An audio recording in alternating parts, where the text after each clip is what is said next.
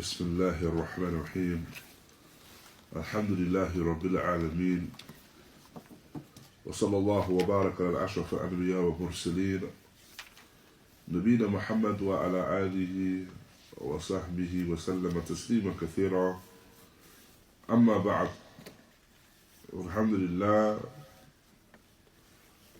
we have reached now the second to last chapter, second to last section of this chapter of Kitab al-Siyam from ʿUmdatul Fiqh, and this is the chapter referring to Bab Siyam al-Tatawwu'. So the chapter pertaining to the voluntary fasts. Chapter regarding the voluntary fast. Shaykh ḥubayd, raḥimahullah, he mentions in relation to the voluntary, or in relation to this affair of the voluntary actions, that this is from the tariqah of the fuqaha.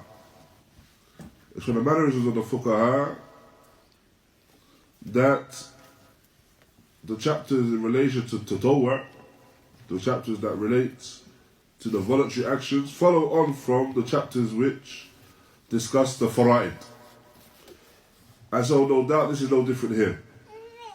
So we have a discussion about the fara'id, we have a discussion about the obligations, the obligatory actions, and thereafter we have a discussion about the tatawwu', yani the voluntary actions, and the voluntary fasts. Shaykh goes to mention, فَمَنْ رَغِبَ النَّوَافِلِ وَزَهَدْ فِي النَّوَافِلِ قَدْ يُؤَاخَذْ لِأَنَّهُ قَدْ فَتَحَ الْبَابَ الشَّيْطَانِ.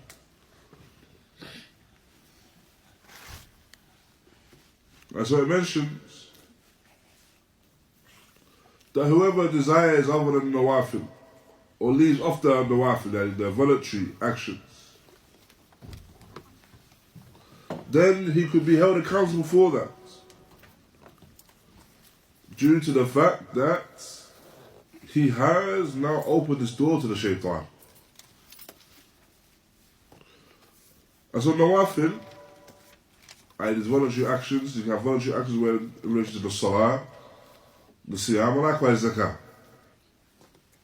Voluntary acts.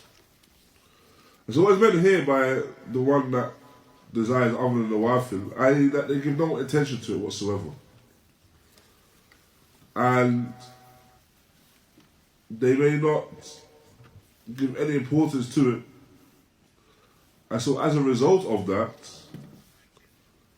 it may lead to them being in a scenario where they leave off the fara'id eventually, because they do not take heed of the importance of the nawafil and the voluntary actions, and so thus it leads them to be in a scenario where they leave off the fara'id. This is what it's meant by open the doors of the Shayṭān. So it's not necessarily a case that a person, or the Shayṭān is going to come to an individual commanding him to leave off the wajibat. Now, commanding him to leave off the wajibat, alatul. Rather, what you find when it comes to the affair of dalala, a person going astray and a person leading or leaving the straight path, is that it comes to them in increments and stages. And from them is that it will come to them in this affair of leaving off those that are from the mustahabbat, the voluntary actions, and highly recommended actions. Now, and so Ibn Qudāmah raḥimahullah, he mentions beginning that after the siyam Dawud alayhi salam. So he mentions in this siyam al-tatawwu', the best fast is the fast of Dawud alayhi salam. And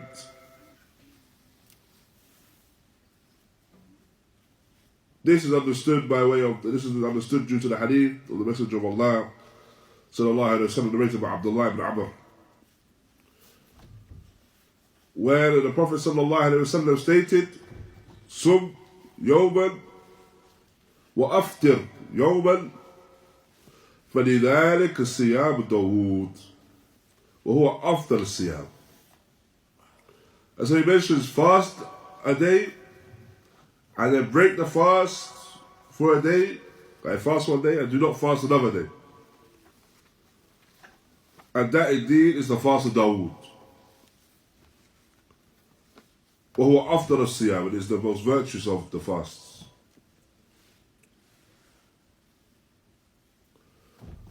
فقلت إني أتيك الأفضل من ذلك. And so I stated, Abdullah ibn Amr, stated, I have the ability to do nothing better than that, even more than that. I have the ability to do more than that. فقال النبي صلى الله عليه وسلم لا أفضل من ذلك. And there's nothing which is more virtuous than that. So we understand from this narration that the most virtuous of fasts, and from the voluntary fast, is the fast of Dawood. And this is where the person fasts one day and breaks the fast another day. So they fast alternate days. Now they fast for alternate days. This is referred to as the fast of Dawood. So this is the first fast which is mentioned in relation to the voluntary fast. And no doubt, due to the fact that it carries so much virtue, this is why it's mentioned first amongst his voluntary fasts. Thereafter, Qudāmah was going to mention وَكَانَ يَصُومُ يَوْمَ وَيُفْطِرُ يَوْمَ. Now, وأفضل الصيام بعد شهر رمضان شهر الله الذي يدعونه محرم. And the best of fast after the month of Ramadan is the fast which occurs in the month of the Shahrullah, which is referred to as the month of Muharram. And so, here, barakallahu feekum,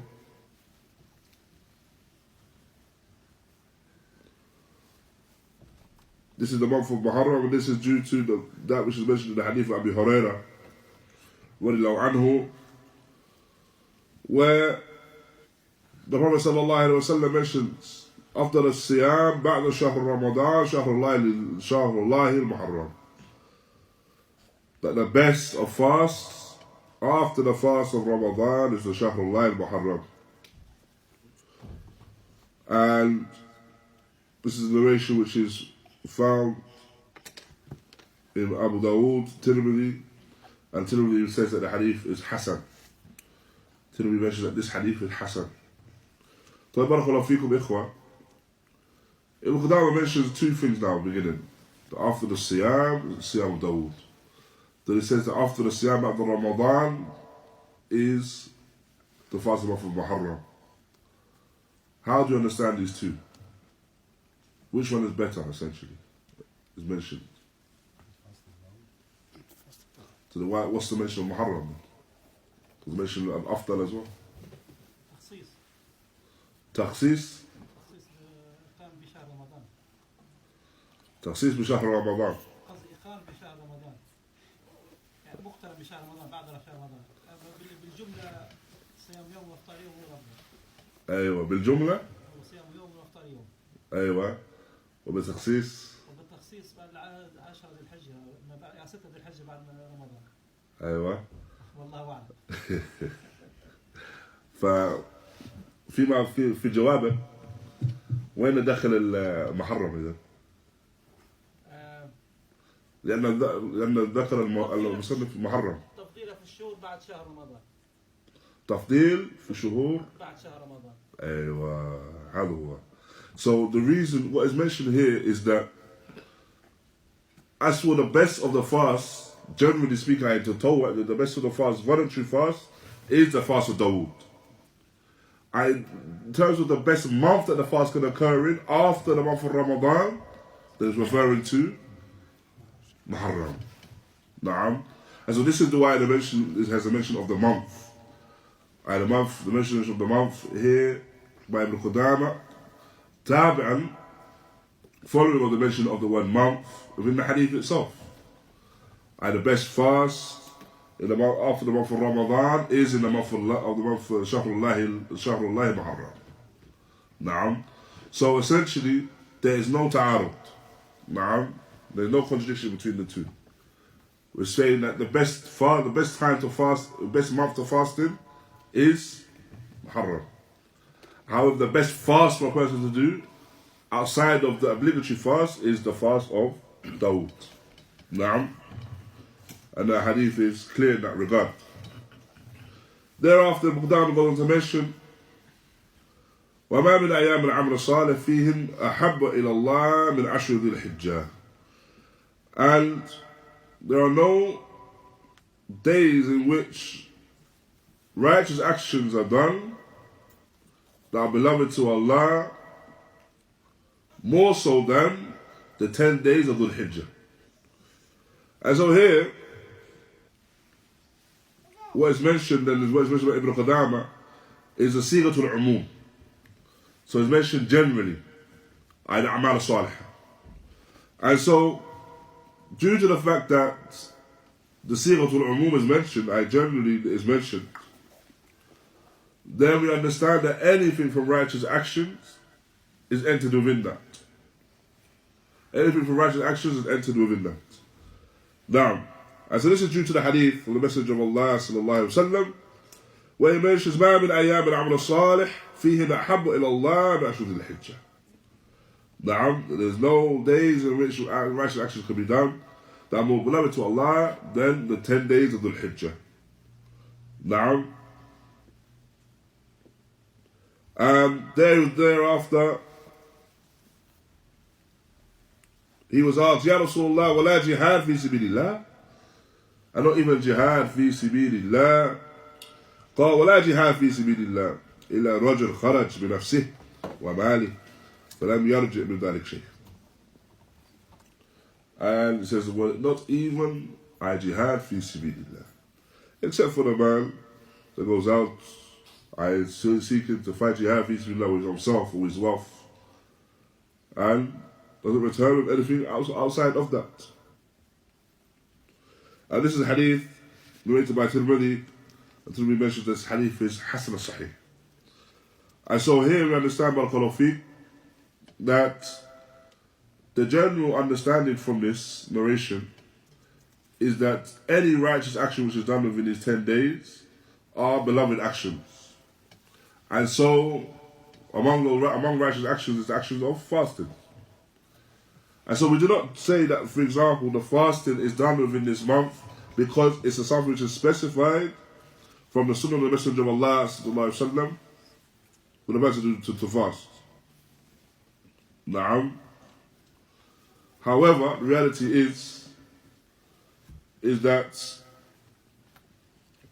due to the general mention of this month, or general mention of these days of this month, and also perform righteous actions on the days of this month, the person does so, na'am, performing these righteous actions, and Allah subhanahu wa ta'ala knows best.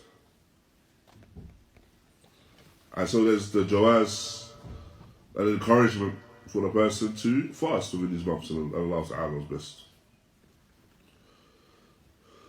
Thereafter, Ibn Qudāmah goes on to mention the nas, ومن صام رمضان وأتبعه بست من شوال فكأنما صام الدهر كله. And so thereafter he mentions, and whoever fasts Ramadan and thus follows it with 6 days for the month of Shawwal, then it is as if he has fasted the whole year. This is the exact nas of the text, or the exact nas of the hadith as well. The hadith narrated by Abu Ayyub, in which he stated that the Messenger of Allah sallallahu alaihi wasallam قال من صام رمضان واتبعه 6 من شوال كأنما صام الدهر كله. That whoever fasts from Ramadan and follows it with 6 days from Shawwal, then it's as if he has fasted the whole year in totality. And this is a hadith which is recorded by Muslim. And Abu Dawood and Tirmidhi mentioned that hadith was Hasan himself.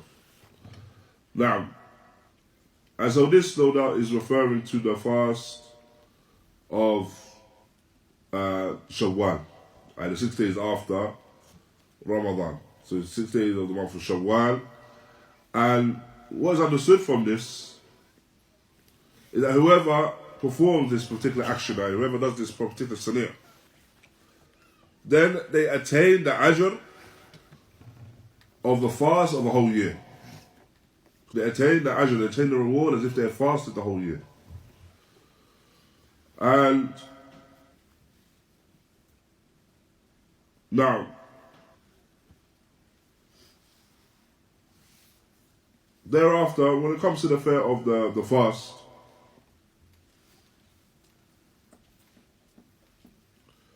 then the question arises, say for example the individual has fast to make up, and he has the 6 days of Shawwal that he wants to fast. What does he do in this scenario? So it's the fast to make up, but he has the 6 days of Shawwal to make up as well. Or to fast, rather. You have to make up first. You have to make up the fast first. Because he has a whole month to do the 6 days. There's a whole month to do the 6 days. So you do the first, the obligatory takes precedence over the one. So you do the obligatory first, which is the Qudāmah, okay? And then after that, Do the 6 days. after that you fast the 6 days. So, say for whatever reason he's reached 10 days left of Shawwal. Now, يقرن بينهم. يقرن بينهما؟ نعم. كيف؟ لأنه بنية القضاء والصيام شوال. يعني يقرن بينهما من أول شوال يعني قصدك؟ نعم. طيب now we have to اختلاف. Now, as the brother is saying here that we can combine between the two of them. Now, from the beginning. So, say for example, the person, he has 2 days to make up for Ramadan. So, he fasts 6 days of Shawwal with the intent that the first 2 is his qadha for Ramadan. هذا قصدك ما تقول؟ طيب, I don't want to misrepresent the brother. Now, so he says 2. Because it's not likely to make the fast stop straight away. You have a whole year as well. Now, So you make jump between the two. so you're saying he can make jump between the 2. You can do either. For me, you can do either, but Allah knows. So, يعني the answer is somewhere between. Wallah alam. The answer is somewhere between. Allah Ta'ala knows best. Yani, if the person has the ability to make up the fast and then fast Shawwal afterwards, then that's what they do. So, مثلا, they have 3 days of fast to make up, and they have 6 days of Shawwal. They need to fast. Naam, to attain that reward. Then, and there's, for example, 20 days left of Shawwal. Then they fast those 3 days, make up the 3 days, and then they fast the 6. Now, this was mentioned by Shaykh Ubayd, that they separate between the 2. Now, so they don't make jump with the wajib with the nawafil in that regard. However, if now for whatever reason there's a degree of ta'khir, and so there's not as many days left for them to make up as well as fast Shawwal. So, for example, in this scenario, how many days would the person need? 9. You do shawal. 9. They need 9 days. In the scenario we're mentioning. Because they would have 3 days of Qudāmah and 6 days of Shawwal. So they would need 9 days. Let's say, for example, now, all he has left is the 6. Now, then, as some Ahlul mentioned, that those days, the first 2 days that he fasts with the Jam'a Niyyah. So he fasts with the intent of Qadha, as well as that can be entered within his intent of the Shawwal. Na'am. However, the asl is that he separates between the 2. The asl is that he separates between the 2. He makes up the days first, and then he fasts his Shawwal. If for whatever reason now he's found himself in a scenario, and it may be it shouldn't be from he's found himself in that scenario due to his own tafrit. Na'am. So he's been lax with it. And so or even worse, he's leaving it to the end with the intent so that he can make jump between the 2. Now, rather the asl is that he separates between the 2. Now, if however, for whatever reason he's come to the scenario, he'll be doing tafrit. So So it's not a case of he's been lax with it, but he's come to the scenario where he doesn't have enough days to make up, and in order for him to do the Shawwal and to make up the days. Then he can fast the days with the intent of his Shawwal as well. And Allah subhanahu wa ta'ala knows best. This is the quote mentioned by Shaykh and Shaykh ʿUbayd, as well as Shaykh al-Fadi. Now, But when it comes to Siyam Dawood, if he finishes Ramadan, so the second day he's allowed to start actually over this. after Eid al-Fitr, no. Yeah, after Eid al-Fitr, because you cannot actually do Siyam without Eid al-Fitr. But what if he wants to combine both? So he's doing the Siyam Dawood and the 6th of Shawwal. No. So can he actually do the same? No. Well, if he fasts, everyone understand the question? Now, the question being, if he tends to fast the fast of Dawood, now, and then obviously he's begun Shawwal now, can he fast the 6th of Dawood, the fast of Dawood and the 6th of Shawwal?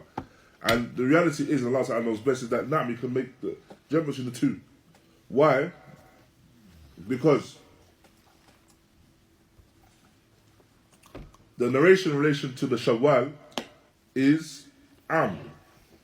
Naam. The narration in relation to Shawwal is Am. He says, whoever fasts Ramadan, Naam, and then follows it with 6 of Shawwal, then it is if he's fasted the whole year. So it's followed it with 6 of Shawwal. So we understand from that it's the narration is Am. So whoever fasts 6 days nafilan of Shawwal, then they will attain that reward. So the person, Aqid, if he's going to fast the fast of Dawood, then he will attain those 6 days and attain it very quickly as well. Naam, because he's fasting 1 day on, 1 day off. Naam. So in this scenario, then you can't make jump between the two. Allah Ta'ala knows best. Similarly to when we understand, for example, the narration about the Tahiyyat al-Masjid.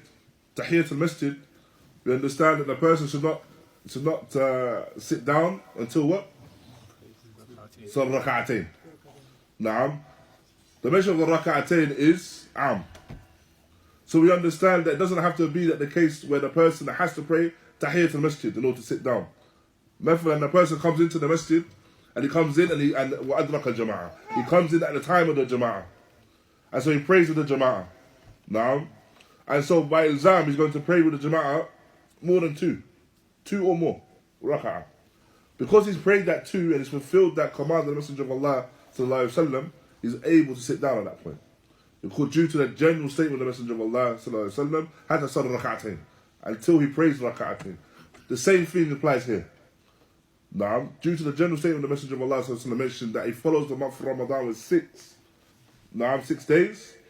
Then if he follows that with 6 days, and that 6 days includes his fast of Dawood, then he's inshallah, he's attained that reward based upon that narration. Wallah. Barakallahu feekum. So, following on from that question then. Following on from that question.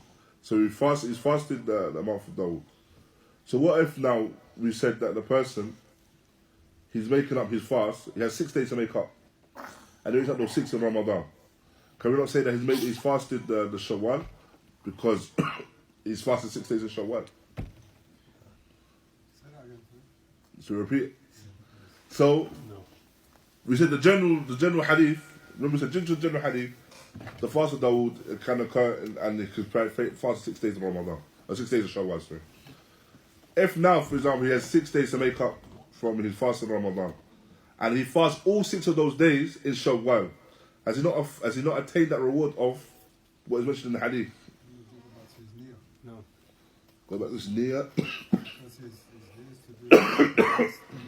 But we're saying, This is specific to Ramadan. but we're because we're saying as well that the word in the hadith is general. It refers to optional. Yeah, general for voluntary fast. For any voluntary fast. And the voluntary fast, It's man Sama Ramadan, so it's not finished Ramadan. that's what the general what is. Because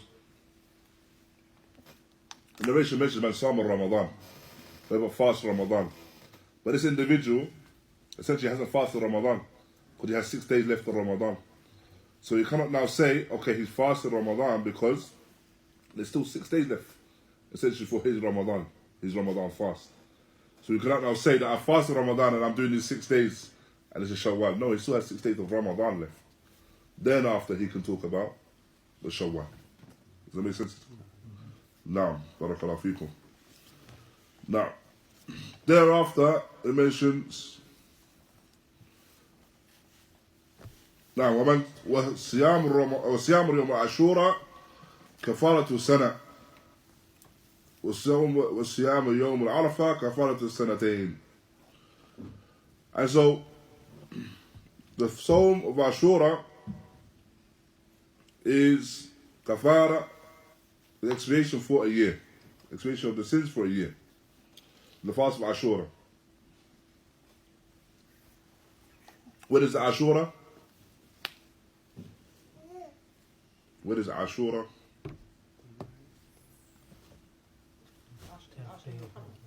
Ashur Muharram, 10th of Muharram.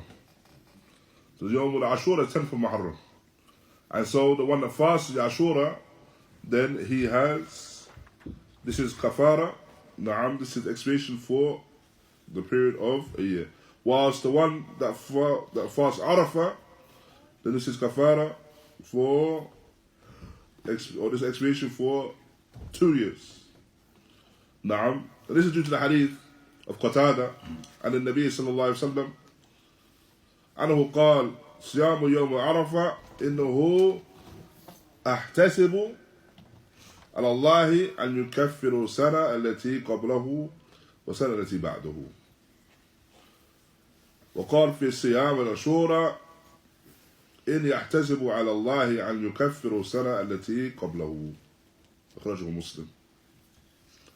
And so we mentioned that as for the Siyam of Yawm Arafah, fasting of Yawm Arafah, then this reward which is gained with Allah subhanahu wa ta'ala, or that which is earned from Allah ta'ala, is the expiation of the year prior and the year after. Expiation of the sins for the year prior and the year after. As for the Yawm al-Ashura, then it's expiation for the year prior. And this is a narration which is recorded in Muslim. So, 2 points here. The first point, barakallahu fikum, is when we say the expiation of the sins, then what are we referring to? Minor sins. The minor sins. So we're talking about expiation of the sins and referring to the minor sins. Due to the fact that expiation of the major sins, how do you expiate for the major sins specifically? A waiver of tawbah. Naam. Likewise, so when the Messenger of Allah sallallahu alaihi wasallam he mentioned, وَاتْبَعِ سَيِّئَ حَسَنَةً تَمْحُهَا, and follow a bad deed with a good, for indeed it wipes it out. Naam. What we understand from this is that follow a bad deed if it's from the minor sins with a good deed, for indeed it wipes it out. If it's from the minor sins, you follow it with any good deed, and it's an action which wipes it out. If it's from the major sins, then you still follow it with a good deed, but that good deed is specific, and that good deed is tawbah nasuha. Naam. So if it's a minor sin, you follow it generally with a good deed. You follow a bad deed with a good deed. If it's a major sin, then you follow that bad deed with tawbah. So it's still a good deed, but it's specific tawbah. Now, when we're referring to this fasting now, then expiation, as we've said, is that it's expiation of the minor sins. Expiation of the minor sins. And how do we get to differentiate between major sins and the minor sins? Major shirk normally have a punishment after. Major sins, you mean? Yeah, major sins. It's a major shirk. Major sin. Sins, yeah. Yeah, normally have a. Prophet ﷺ, when he warns about it, normally have a one of punishment behind it afterwards. So major sins have a warning or punishment ascribed to it. Punishment in the dunya or the akhirah? Both. Now, if there's a specific punishment in the dunya or a punishment referred to in the akhirah. Likewise as well with the major sins is when it's an action where there's a la'an, now a curse which is ascribed to it as well. Now, so that's the first point. in relation to the fast of Arafah and Ashura. The second point is more specific to the fast of Ashura of Arafah. Sorry. The second point specific to the fast of Arafah. Then the question is now, how do we understand that the sins of the coming year, or the sins after the Arafah, are forgiven? Do we understand the minor sins previously are expiated? How can the sins of the next year be expiated?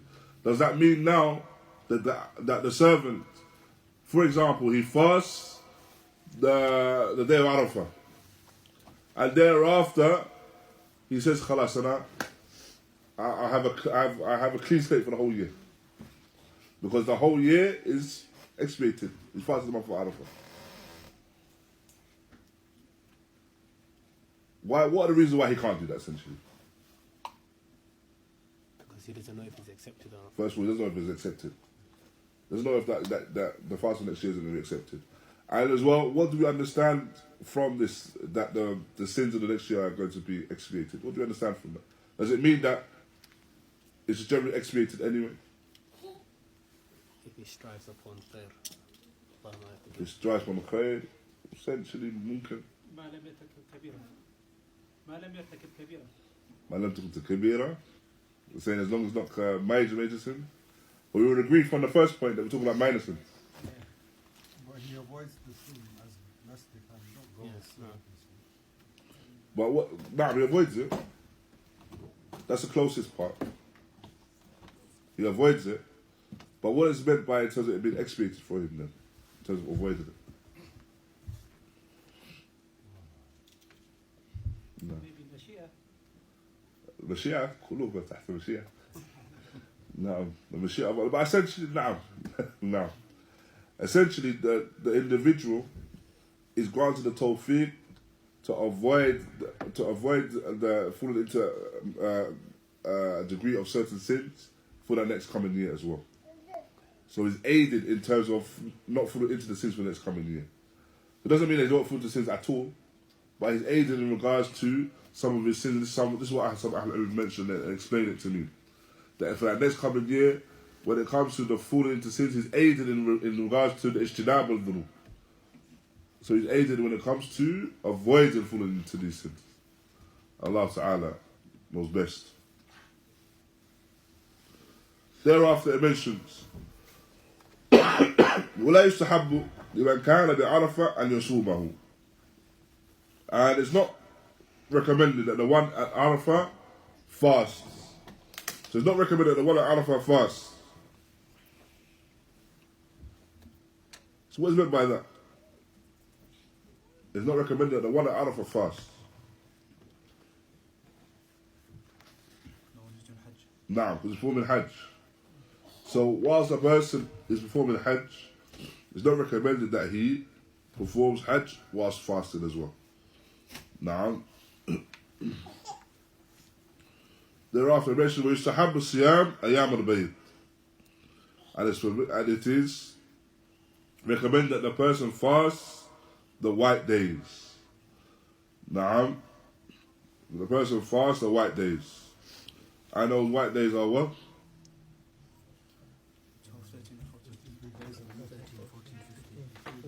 13th, 14th, 15th of every month. each given month. Now, each given month. And this is due to the hadith of Abū Hurayrah radiyallahu anhu, where he mentions أوصاني خليلي رسول الله صلى الله عليه وسلم بثلاث. So my close companion, the Messenger of Allah sallallahu alayhi wa sallam, advised him with three. ثلاث أيام من كل شهر وركعتي الضحى وأن أوتر وأن أوتر قبل أن أنام. And so he advised him with fasting 3 days from every month, performing the rak'atayn of duha, and performing the salatul witr before I sleep. Now, And so, these are those 15 days of the ayam and the beads. Why are they referred to as the white days?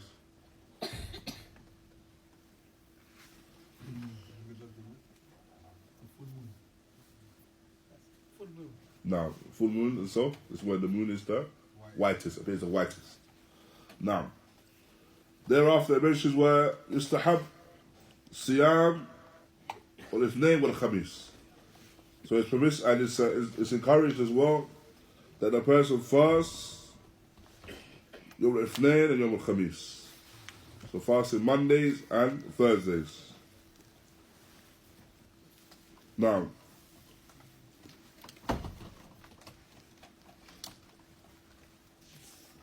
and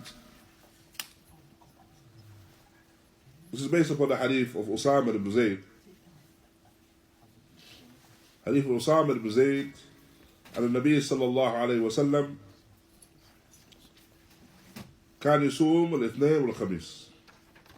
The Prophet sallallahu used to fast on Mondays and Thursdays.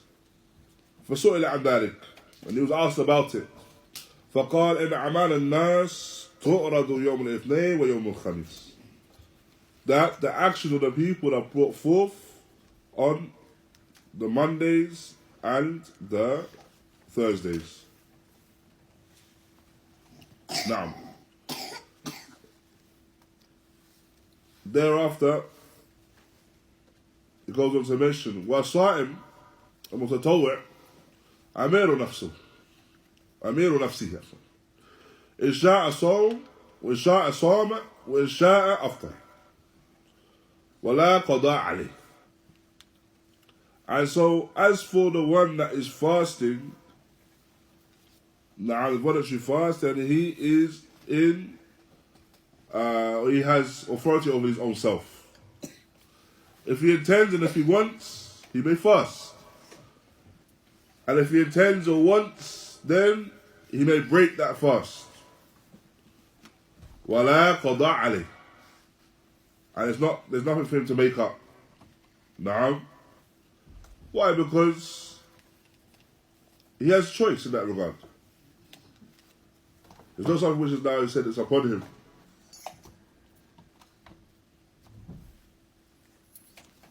And so this action, referring to this tatawwa, voluntary action, then the person has the authority to fast or not. And this is something which is general when it comes to tatawwa. This is something general when it comes to the voluntary actions. Now, that the voluntary action, the person has the right to do the action or to stop.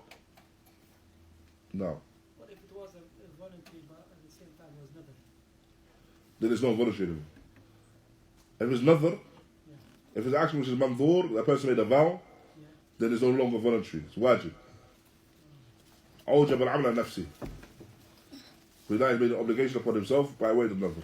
So it's no longer actually a voluntary. No longer voluntary. Now, barakallahu feekum. Now, and so, so in regards to voluntary actions, the person has a choice. So, for example, the person is praying the rak'atayn after Isha, مثلا. ودعت الحاجة, there's a need and he breaks the salah and he leaves. هل يكون شيء عليه? Is there anything upon him? No, because he has the choice to pray that or not.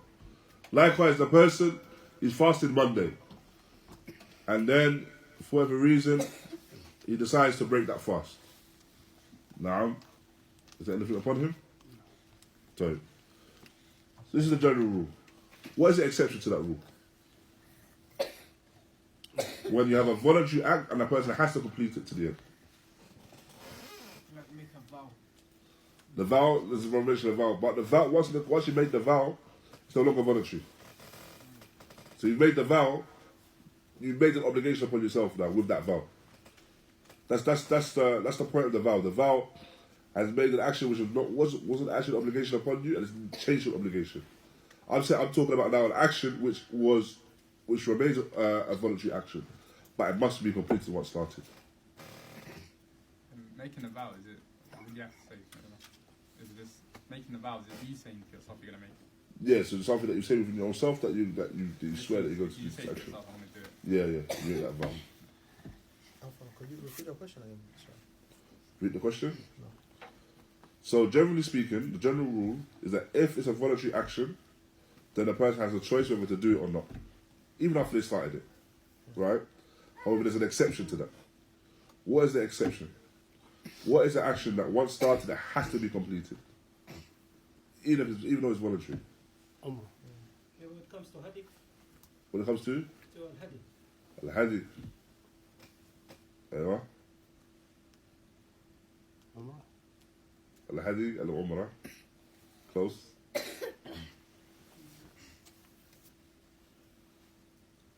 The umrah, hajj. And where's the hajj voluntary? After the first one. After the first one. So a person performing hajj as a voluntary hajj now. He's done the hajj what we refer to as hajj al-Islam. He's done his hajj of Islam. And now he's doing the voluntary hajj. He cannot now start the hajj and then after Arafah say, you know, I don't want to do the rest of the manasik. Naam. He must complete all the manasik of hajj. Once he's begun. Naam. So this is the only exception to that. Naam. So,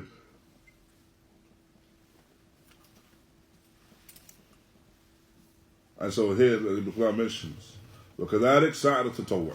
Likewise, all tatawwu', actions of voluntary action. إِلَّا حَجْ وَالْعُمْرَةِ. Except for Hajj and Umrah. فإنه يجب إتمامهما وقضاء ما أفسد منهما. And so it's upon the person that the person completes the Hajj and Umrah as well as making up that which they have missed from those actions. Thereafter, it mentions وَنَهَى النَّبِيُّ صلى الله عليه وسلم عن صيام يومين يوم الفطر نعم ويوم النحر.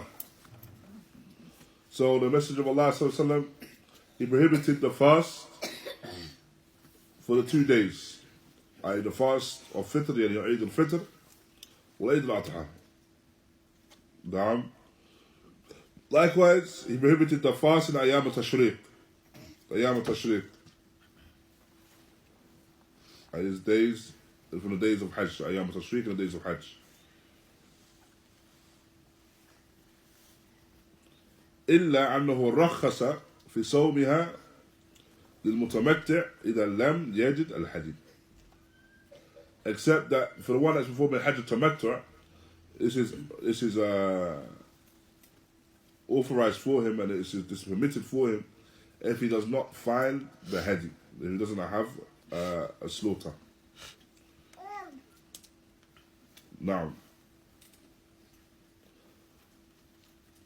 and then finally he mentions وَلَيْلَةُ الْقَدْرِ فِي الْوِتْرِ مِنْ 10 أَوَاخِرِ مِنْ رَمَضَانِ. And as for Laylatul Qadr, then it is from the odd nights from the last 10 of Ramadan. And this is due to the hadith of the Messenger of Allah sallallahu alayhi wa sallam, where he mentions التمسوها في عشر أواخر في كل وتر. Yani seek it out from the last 10 from amongst all the odd nights. This is a hadith which is muttafaqan alayh. That concludes, alhamdulillah, this chapter referring to the tatawwu', the salah, the fast which is the tatawwu'. Quickly, I want to just conclude this kitab al-siyam.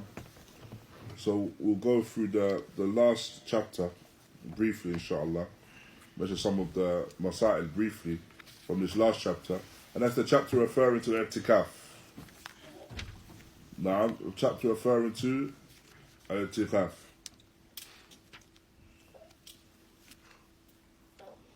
And Qudāmah mentions raḥimahullāh وهو لزوم المسجد لطاعة الله تعالى فيه. So it is the one that attends the masjid and staying within the masjid, na'am, as an action of obedience to Allah subhanahu wa ta'ala. وهو سنة لا يجب إلا بالنظر.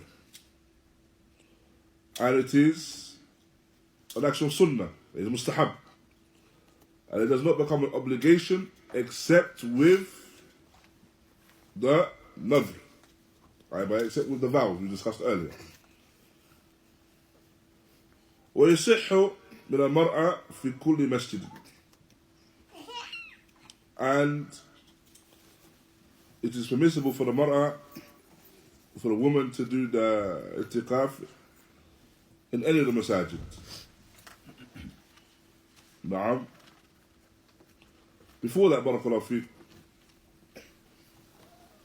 the word i'tikaf, in terms of definition, i'tikaf in terms of definition, linguistically refers to habs ala shay. I'tikaf, habs ala shay, when a person is restricted to one particular thing. Now, almost enclosed with one particular thing. And i'tikaf istilahan, i'tikaf in terms of the meaning, in terms of the legislation, is habs al-mar nafsahu fil masjid ta'atan lillahi azza wa jal. Is where the person withholds themselves within the masajid, within the masjid, as an action of obedience to Allah azza wa jal. So, thereafter we mentioned, Ibn Qudāmah mentions, ويصح من المرأة في كل مسجد ولا يصح من الرجل إلا في مسجد تقام فيه الجماعة. And so it mentions that it is permissible for the woman to perform the i'tikaf in any masjid. Anywhere that is regarded as being a masjid. As for the man, then it is not permissible for him to do the i'tikaf except for the masjid in where the salat al-jama'ah is performed. والاعتكافه في المسجد تقام فيه الجمعة أفضل. And he performs the i'tikaf in the masjid where the Jum'ah is performed. This is even better. So, why is the differentiation made, barakallahu fikum? Why is there a difference made between the man and the woman in this regard? It's not an obligation for the woman to. I want to be quiet. He's halfway there. Yeah. For praying in the Jama'ah, they don't have to. No, it's not obligation upon the woman to pray the Jama'ah. So now we cannot say that, for example, the man is obligatory for him to pray the Jama'ah, but now for the sake of i'tikaf, he's going to go to a place where there's no Jama'ah established. Now, he's still rather, if he's going to establish a Jama'ah, he should establish Jama'ah in i'tikaf as well, even more so. Thereafter it mentions, and if the masjid performs Jum'ah, then even better. Now, this is due to the fact that what you find, generally don't really find it here in the UK, but what you find in some of the Muslim lands is that not every single masjid will pray Jum'ah. Not every single masjid will pray Jum'ah. So you have, for example, in the neighborhood, you may have up to maybe 20, 30 masajid. But a lot of the masajid may be small masajid where the Salat al-Jama'ah generally is established there. However, there's a bigger masjid within that. There's a large masjid or one or two large masajid within that area where the Salat al-Jama'ah is established as well. The Salat al-Jama'ah is established there along with the Salat al-Jama'ah. And so it's the case that when here is mentioning that it's better to establish the Salat where the Salat al-Jama'ah is established, it's due to the fact that it's not the case that every single masjid prays Salatul Jum'ah. Naam. Not every single masjid prays Salatul Jum'ah. ومن نذر اعتكاف والصلاة في مسجد فله فعل ذلك نعم في غيره. نعم إلا المساجد الثلاث. And so whoever's made the vow نعم to perform the i'tikaf, نعم to perform the i'tikaf and the salah in the masjid, then he has the ability to perform i'tikaf and the salah in any masjid. نعم, and he doesn't, it's not something which is specified. So for example, someone says that I'm going to perform, he makes the vow that he's going to perform i'tikaf in Markaz Salafi Manchester. نعم. لا حرج, there's no harm for him to say, for him to actually perform it in Masjid Abū Hurayrah Stoke, for example. So, and so this vow, the vow is attached to the action itself and not to the place. So the vow is attached to the action, which is the i'tikaf and the salah, and not the place. The point is, as long as a person fulfills the i'tikaf and the salah, then they can perform it anywhere. Except in the example of thalath al-masajid. Except in the example of the three masajid, referring to which of the masajid? Now, Makkah, Medina, and the Masjid al-Aqsa. And so, Ibn Qudāmah goes on to mention Ibn Tafsir in detail. فإذا نظر في المسجد الحرام لزمه. And so, if the person makes a vow to perform the i'tikaf in Masjid al-Haram, then it's now an obligation, it's binding upon him to perform the i'tikaf in Masjid al-Haram. Naam, in Mecca. So he makes a vow to perform the i'tikaf in Masjid al-Haram in Mecca, it's binding upon him to perform the i'tikaf in Masjid al-Haram in Mecca. والنذر في المسجد المدينة فله فعله في المسجد الحرام. نعم. And if the person makes the vow to perform the i'tikaf in Masjid al-Nabawi and the Masjid al-Medina, then he has the ability to perform it in the Masjid al-Haram as well. Why? Because the Masjid al-Haram is greater than The Masjid al-Haram carries greater virtue. So if the person has made the vow to perform the i'tikaf in a particular place, he cannot perform it anywhere which is lesser in virtue. Naam. And so, if he makes a vow to perform in Masjid al-Haram, there's no masjid which is greater in virtue, so he can't go anywhere other than Masjid al-Haram. He's bound by that vow now. If he makes that vow to perform it in Masjid al-Nabawi in Medina, then he has to perform it in Masjid al-Nabawi in Medina, except if he performs it where? Masjid al-Haram. Naam, because he has the ability to do that. Because there is one other place that carries more virtue. Likewise as well, if the person makes a vow to perform the i'tikaf in Masjid al-Aqsa, then he has the ability to perform it either in Aqsa or the other two previously mentioned, Masjid al-Haram or the Masjid al-Nabawi. Make sense? Jayyid. Thereafter, we have the mas'ala as well of whether it is permissible to perform the i'tikaf at all, except within these three masajid.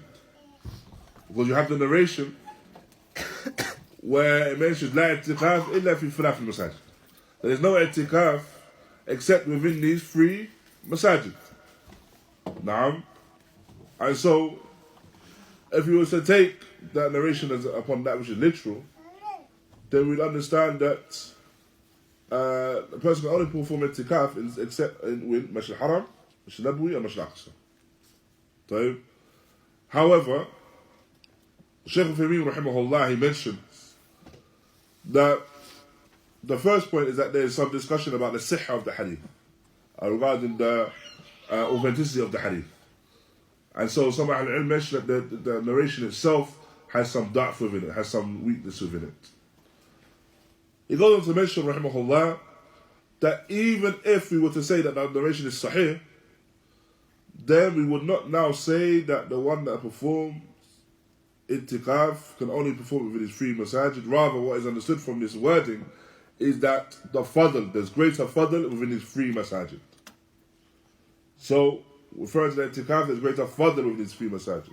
And the fact that the Messenger of Allah sallallahu alayhi wa sallam mentions la i'tikaf yani illa fi thalath, if it's mentioned, if we ascribe that to him alayhi salatu wasalam, then this does not now mean al-itlaq, that there's in the absolute sense, that there's no i'tikaf whatsoever. So you can think of another example like that where the Prophet said there's no something, but it doesn't mean absolutely. Ruqya. The narration about the ruqya. Ruqya now. But the wording is to do with it's not killed for ruqya except with a bit of a. Except for ruqya now. For example, we don't say that's absolute. Likewise as well, the narration where it mentions la hijrata ba'da al-fath. There's no hijrah after fath. And there's no hijrah after fath Makkah. Naam. It's not an absolute meaning. Rather, what is meant in this narration that there's no hijrah from Makkah to Medina after fath Makkah. Now. أعتقد أن في ظاهر في اللغة العربية اسمه النعت المخفي يعني لا أفضل منه. أيوة نعم في النحو يعني معنى كله. يسمى النعت المخفي. نعت المخفي نعم. أول مرة أسمع عنها. نعم. ما شاء الله. يفهم من السياق ولكن لا يكتب. يفهم من السياق. يعني لا أفضل من الاعتكاف في المساجد الثانية، لكن لا يعني لا يوجد اعتكاف. جميل جميل. نعم. So the Brother like I mentioned, I had this rule in terms of the Arabic language, which is referred to as na'at al-makhfi. Na'at al-makhfi. Na'at al-makhfi. So where the wording may say la, there's nof, and make a negation, but it's not absolute negation, and there's something which is concealed in terms of a further meaning as well. And so in terms of this narration here, where there's la i'tikaf, no i'tikaf, then it's not referring to the meaning that there's no absolutely no i'tikaf, but we're talking about fadl, referring to virtue in this narration. Allah Ta'ala knows best. Now, thereafter, Qudāmah goes on to mention, ويستحب للمعتكف الاشتغال بفعل القرب واجتناب ما لا يعينه من قول وفعل.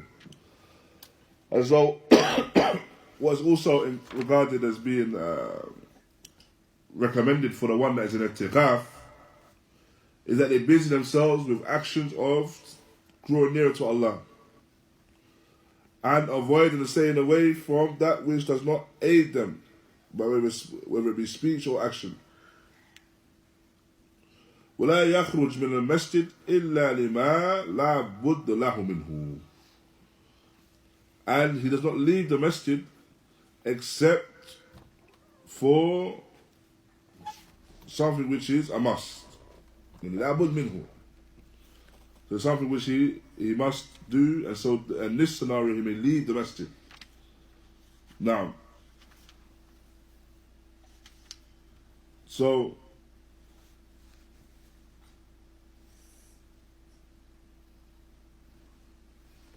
for example now, the person, if he's made that decision to make a i'tikaf, he should not just leave for any reason. He should not leave for just any reason. Now, likewise, goes to mention, وَلَا يُبَاشِرُ إِمْرَأَتُهُ, and he should not engage in any form of marital relation with his wife. وَيَسْأَلْ عَنِ الْمَرِيضِ وَغَيْرِهِ فَالطَّرِيقِ وَلَمْ يُعَرِّجْ إِلَيْهِ جَازٍ. And so if, for example, he's asked about an individual that is sick, however, he does not go to visit him, then this is permissible. This is permissible. It's sufficient, as mentioned by Shaykh and Shaykh ḥUbayd, it's sufficient that he asks about him in that regard. Because now he's busy with this affair of i'tikaf, so it's permissible that he asks about him. And Allah subhanahu wa ta'ala knows best. فَبَارَكَ فِيكُمْ. Jazakumullah khair. And that concludes, alhamdulillah, the chapter regarding the fasting. Alhamdulillah, concludes what we wish to discuss from this particular chapter as well. And inshaAllah ta'ala, when we come back to these lessons, which will be after Ramadan, inshaAllah, Then we'll begin with Kitab al-Salah. We'll continue and begin with Kitab al-Salah. Barakallahu feekum, jazakumullah khairan, wa sallallahu wa barak ala nabiyyina Muhammad wa ala alihi wa sahbihi wa sallam, wa akhir da'wana alhamdulillahi rabbil alameen. No. When you mentioned about when you have to complete a voluntary action, you said the Hajj or the Umrah. How about when you place the condition on yourself to be excused if you can't do it? You place a condition upon yourself To be excused from the Umrah if you can't complete it. No.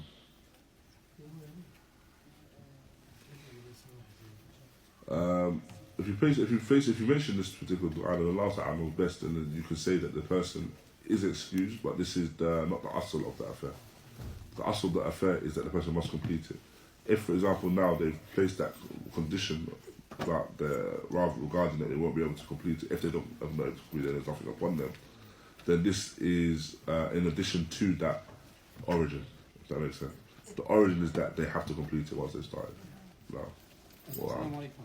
Alaikum salam. Do you know when it comes to the woman, she missed out the last 10 days? If the woman missed the last 10 days of Ramadan, until she doesn't fast the last 10 days, yeah. Would she consider that still she caught the So she missed the last 10 days, so she wasn't able to pray the last 10 days. Can we say that she would have caught Laylatul Qadr? She could have still done actions of virtue within these days. But of course it can't be said that now she prayed the Salah in those days, or she fasted, or Laylatul Qadr is a late anyway. But she couldn't now be said that she fasted, or prayed that night, because she didn't pray that night. And this is some of the explanation as well, where the Nabi Sallallahu Alaihi Wasallam mentioned in relation to the woman that they are naqisat in deen and aql, that they have deficiency in deen and aql. The relation to the naqs in deen is due to the fact that due to them maybe missing certain actions of ibadah, there's a naqs in them, there's a deficiency in terms of deen. And this is an example of that, where it may be a case that due to a naqs that they miss the Laylatul Qadr, i.e. forming a Salah Laylatul Qadr. However, they can still do actions of virtue within this time. No. When you mentioned that you could start the fast of Dawood after Eid and you can combine it for 6 days. Yes. Did you say that you have to make the intention for both? Essentially, if you're apparent, you don't actually have to make the intention because you fast 6 days. Does that make sense? So you fast 6 days, and as well you fasted a fast which is better than the 6 days. So if what's apparent, because the wording is general, you would have attained the reward of that, and Allah Ta'ala knows best. Now, so you don't have to make the jump between the. And the same for the Tahiyatul Masjid, then you don't. The same for Tahiyatul Masjid as well, yeah. Now, as long as you've done the action of praying 2 or more, whatever the case may be at that time, then you are able to sit down in the masjid. Is there punishment linked with the tahajjud prayer for rak'atain for the masjid? Is that punishment linked to the one that doesn't pray it? No, not that I'm aware of. There's not a particular punishment linked to it. However, we are aware of obviously the commandment of Allah to do so. Even the narration where he was upon the minbar and they saw the person sit down, he commanded him in the middle of khutbah to stand. So we know that it's the praying of the Tahiyatul Masjid is one which is the one shouldn't have any knocks in that regard or have any tafreed in that regard, be lax with it. Allah knows best, because it's so encouraged and it's so commanded with. But in terms of a specific punishment, then no, there's no punishment that is mentioned with it. For committing a minor sin and then doing a good deed after, how does that work? You do a little bit of charity after within a set period of time? this is generally speaking, the next action you should do should be a righteous The action. next action. Yeah. So like pray 2 rakats. With 2 rak'ah, you could, and general remembrance of Allah is the narration, the general, alhamdulillah. So a person, imagine for example, a person does an action and they catch themselves doing it, they fall into something. Yeah. And then, example is that the person, they catch themselves not lowering the gaze. No. And thereafter they seek to do something righteous, so maybe they give sadaqah or they pray the 2 rak'ah, or just remember words of remembrance upon the tongue. And if you can, it should be your next action. If you can. That should be your next action now. Direct next action. Allah knows best. No. جزاكم الله خيرا يا اخوان. افادكم صلى الله وبارك على نبينا محمد وعلى اله وصحبه وسلم.